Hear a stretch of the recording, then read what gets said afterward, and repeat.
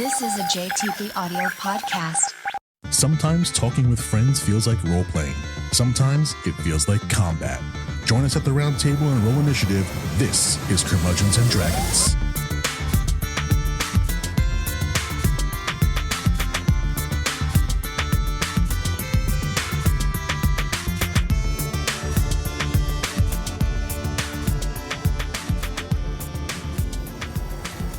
Guys, welcome back to Curmudgeons and Dragons. I'm Jason Portizo. I'm here with Josey Diaz. Hello. How's it going, doll? Oh, it's going. I think by the time anyone hears this, you might not live in this country anymore. We'll find out. We'll find out if you made it. Thank God. Right now, I'm filling out my visa. Nice. Where are you going?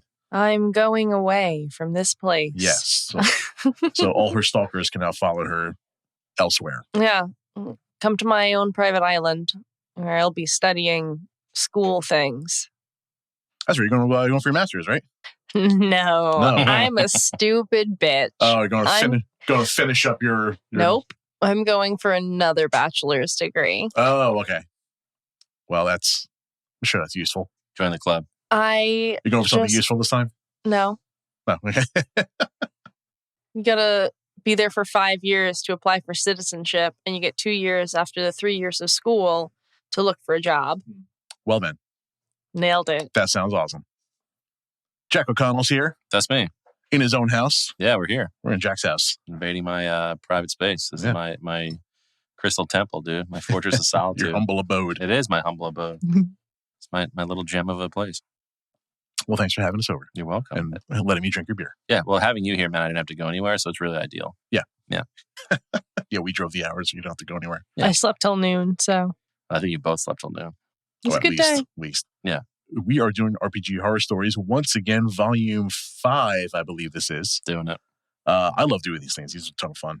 I like when other people's games go worse than mine, so I can feel better about my games. Anytime that you can feel better about yourself because someone else's life is crappy is always good. Yeah, like I feel like that was you said that like accusatory, but it's really just true. I mean it's just true.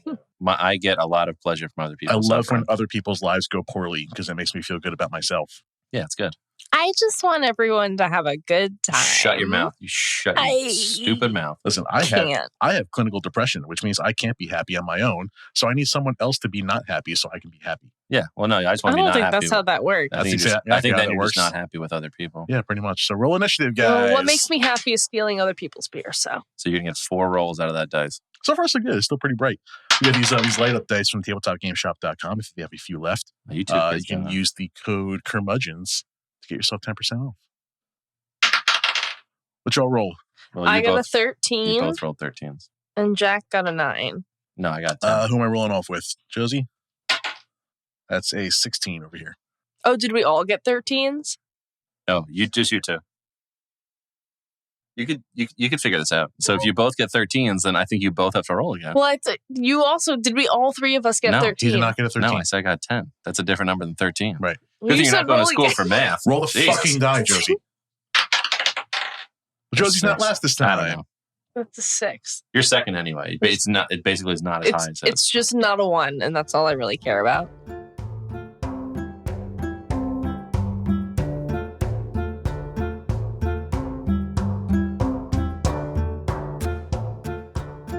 All right. I'll kick this off again.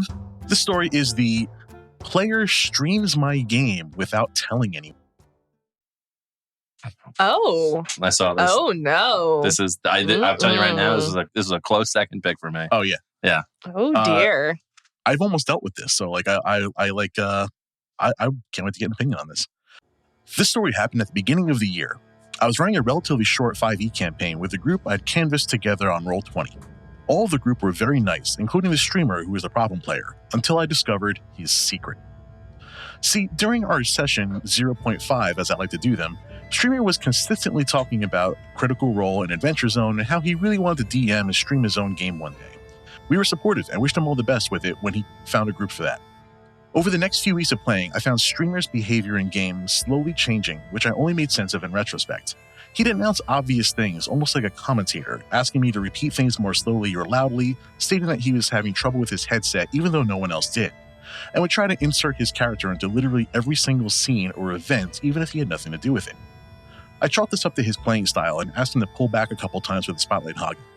This came to a head, however, when one of my players contacted me and showed me a link to streamer's Twitch, where I found that he had been streaming the game for weeks without telling any of us or asking for permission, and was enjoying some mild popularity from it.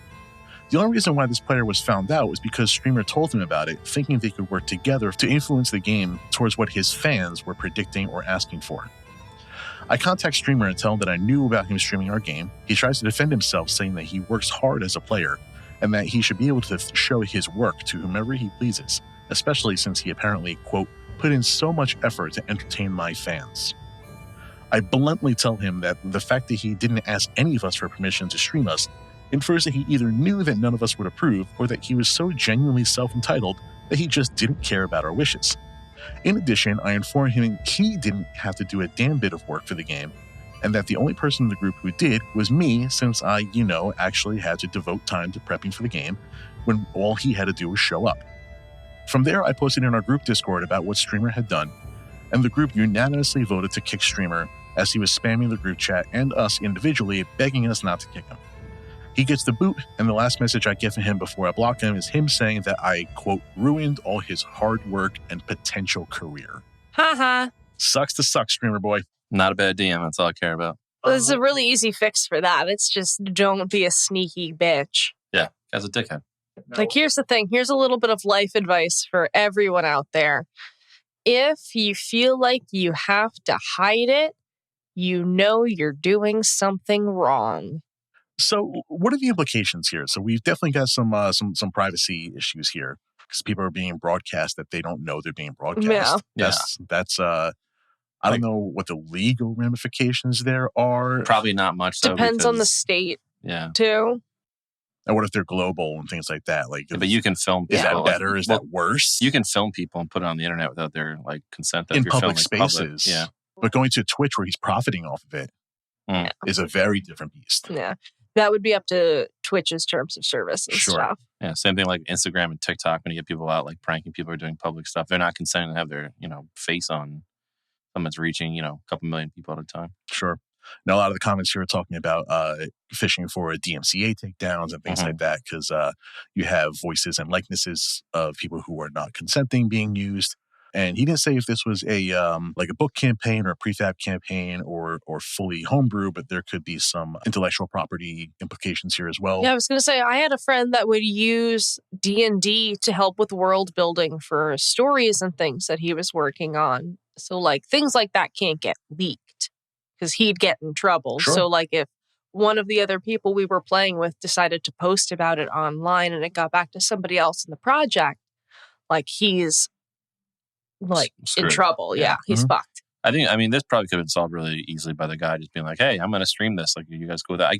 9 times out of 10, people will be like, oh, no, you can't stream it. Or they're like, okay, I'll just turn my camera off or, hey, block my, camera off on something. There's ways to get around that. Yeah, it's super easy to do. If you don't want to be on camera or on it, you can be like, I'm not okay with that. And then let it be up to the group. Mm-hmm. It can be up to the DM at that point. If it's not unanimous, then no, we got to go no. Yep. Or if it's no, only one guy doesn't want to be on camera. Okay, well then now I got to pick between that. I think the big thing too was that it seemed like he was making it it was his session and his group that he got together. And then he was saying what was going to happen to people. I don't know, just from talking about the medium popularity, whatever you want to call it, that he got, it just seemed like he was putting it off as his own session. And especially once he contacted someone to be like, hey, let's work together to influence a session. Then immediately I'm like, all right, you're just a dickhead. You're just. I think even having a stream of a session from a player's point of view is weird. You see it it's not that odd of a thing. Really? Yeah. I mean, mostly you get it from the DM a lot. But it makes a lot of sense coming from DM. Yeah. It's their world and they're the one kind of Yeah, but you might be interested in a character's backstory. A classic example is group play.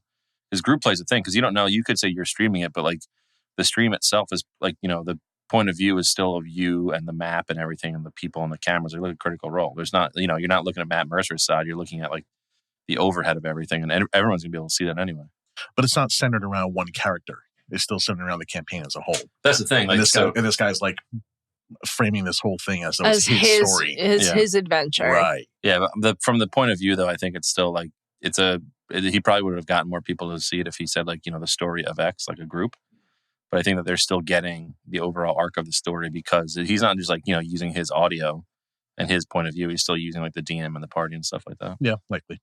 One thing I thought was interesting here that is like making this not a completely black and white story for me is DM telling the streamer that he didn't have to do a damn bit of work and all he had to do was show up. No, that's not necessarily true. Do you as a DM agree with that?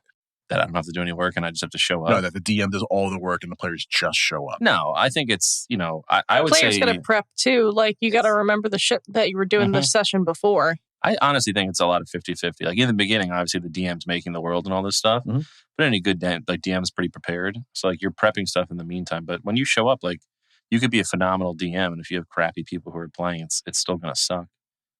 Or you could be a crappy DM and people show up and like play outstanding characters. Like, it's a really big give and take. It's not like one-sided more than the other, I don't think. Yeah.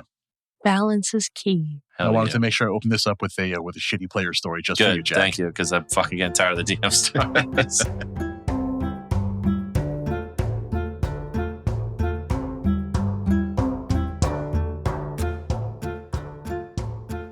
I believe it is me, yeah. All right. So I can just like go do some laundry, wash my car real quick. I'll get like 40 minutes.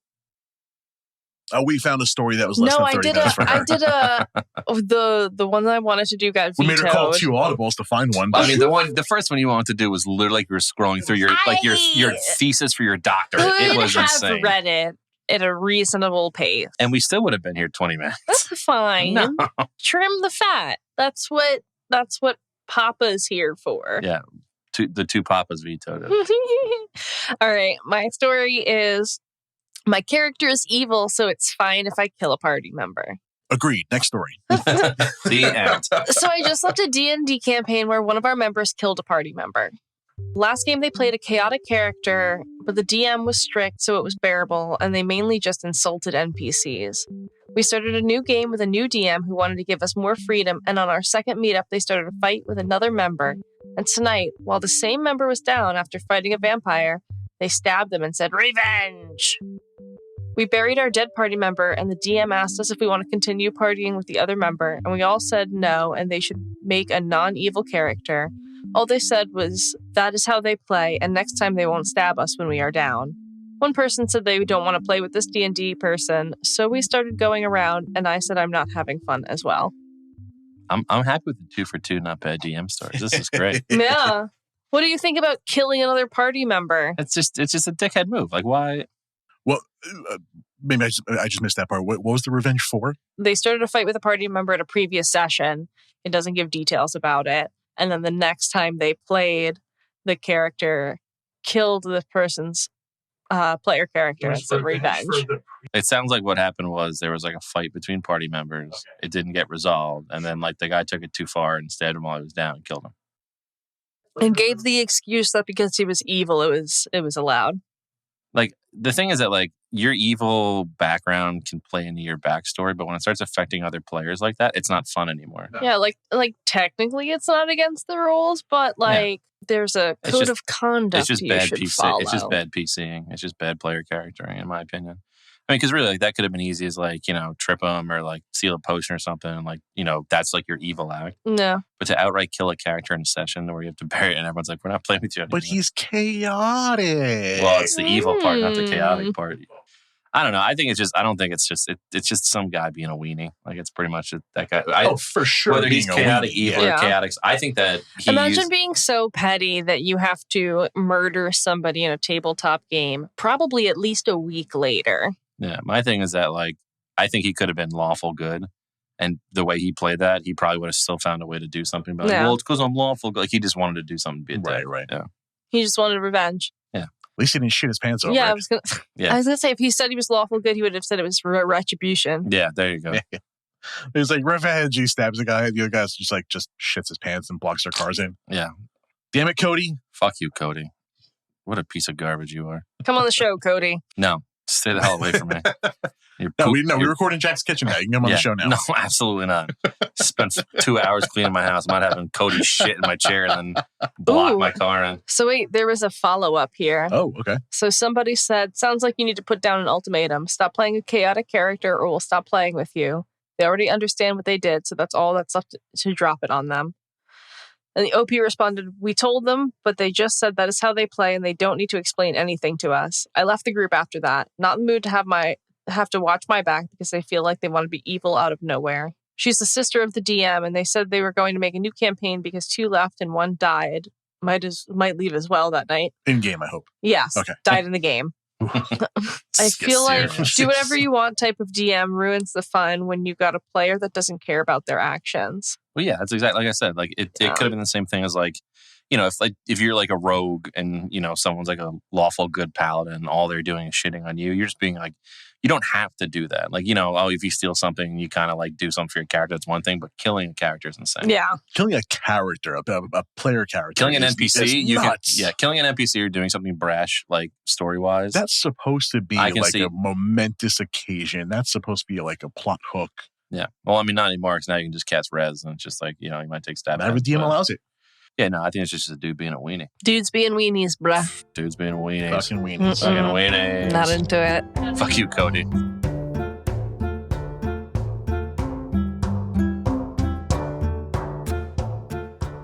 But yeah, I had a nice short one this week. Well, yeah, because we vetoed your first 2 theses that you... Listen! Just for all the listeners at home, because you can't see things, Josey had to go top to bottom on her Mac scroll pad at least 5 or 6 times to get to the bottom of one of these stories. She went, "It's not that long. It isn't. I'll read it quick." Long. Oh my God, it was brutal. We said no before you even got to the bottom of the story. That's how long it was. Jack, what you got for me? All right. I got a horror story that says, "No, you read my backstory." It's tagged not safe for work, but I read through it and it's not that bad, so it's okay. So, saw a post on here a while ago, reminded me if a DM I played with in college. He always wanted long and detailed backstories, basically a page per decade, minimum of a paragraph per year lived. Basically Josey's horror story. He wanted... Yeah, but I don't have to write it, I just gotta read it. He wanted them, but he never used them in any way. We doubt he even read them. This, coupled with his eagerness to try and kill us, always made it feel like it was a waste of time. He also had the habit of trying to force us in an ERP for some reason. As you imagine, a table full of nerds hadn't exactly been making any home runs, but he alone boosted up having lost his V card. In fact, he never wanted us to forget. I decided I want to take him down a peg. In one of his new games, I rolled up a 50-year-old man. All my allies are 18 or so. We all submitted our essays the week before, and he said he read them. He congratulated us, inspired writing all around. So the adventure starts. We kill some goblins and head to a second town to collect our reward. Immediately upon entering the second town, some ladies of the night began offering us their services. DM announced he would need will saves all around. I didn't roll. DM says, "You're going to need to make a will save there, buddy, unless you want to spend your reward already." And I say, I think I should be immune to this will save. DM answers, "No, roll that dice. There's a line of customers already starting to gather behind you." I try to pull the DM aside and says, "Can I speak privately for a moment?" And the DM goes, "Oh no, you're not going to try and sob story your way out of this. There's nothing you can tell me that's going to save you." Which I responded, "Okay, page 4, paragraph 3 of my backstory. My character's dick was bitten off by the lion whose fur I now wear." Awkward laughs and uneasy glances from the rest of the table. The DM and I stare coldly at one another and he starts to go red. "Fine," he says, "you can have a +10 to the save. Happy now?" Next fight, one of the other guys goes down and rolls up a new character. He submitted his 69-page essay of his elven wizard backstory to the DM next week. That's what finally allowed us to write shorter backstories. Incredible. The eunuch power move. Yeah, that's what I love though. Like you just basically said like fuck you. Like I'll write your backstory, but I don't got no dick. Yep. Like, that was your move. It was the old classic classic no dick. Oh my God. Imagine like that's how you win every argument. It's like, I'd say, all right, fine, I'll do it, but I don't have a dick. Yeah. It's like we can do something, but I'm not paying for it if I'm doing the work. That would get you out of every argument. Take the trash out. No, I don't have a dick. I'm not doing that. Hey guys, drive an hour to my house so you can resume a podcast. No, I don't have a dick. I don't. What do you want? I mean, yeah, that's exactly what you guys drove here for me. I like how that you guys had 2 non-bad DM stories and I gave you a bad DM story. We're all here for each other. Yeah, basically. I just like how this guy basically like played the system. I always like seeing like a good system play where you're like, okay, I'm going to do exactly what you asked me to do. Okay, fine. Especially when he's like, yeah, of course I read them. I read everything. This is part D&D horror stories and part malicious compliance. I like how the guy wrote a 69-page elven like story for that's commitment to saying fuck you. Yeah. It's like, okay, I'm going to sit down. I'm in college. I'm not getting like laid, so I might as well write a 69-page elven wizard backstory. And then that's what made him write Page shorter 69, backstories. paragraph 420. Yeah. Fuck you. It just says fuck you. Yeah, fuck you. Fuck you there, bud. I don't have a dick. Fuck you. I don't have a dick. Fuck you. Yeah, I don't have a dick. I win. I read that and I really enjoyed it. I thought it was like really funny. That's great. Yeah, because it's a good system play.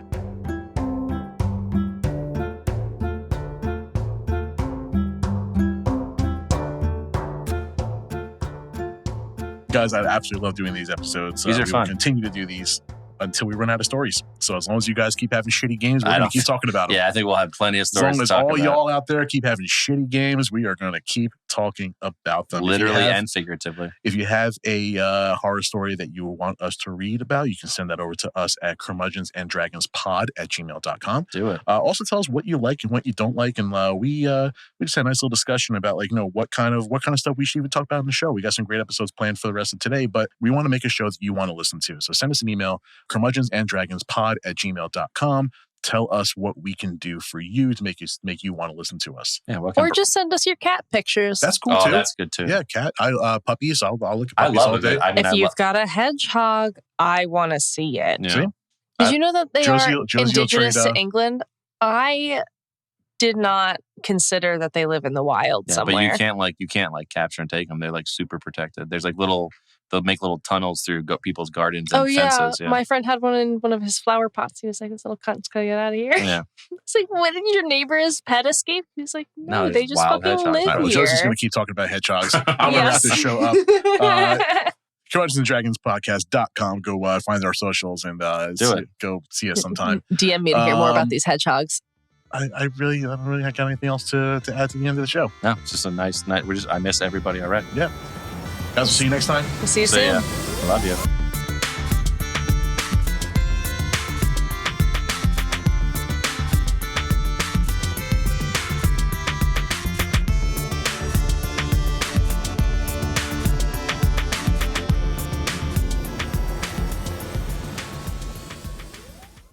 This has been a JTP Audio podcast. Thanks for listening.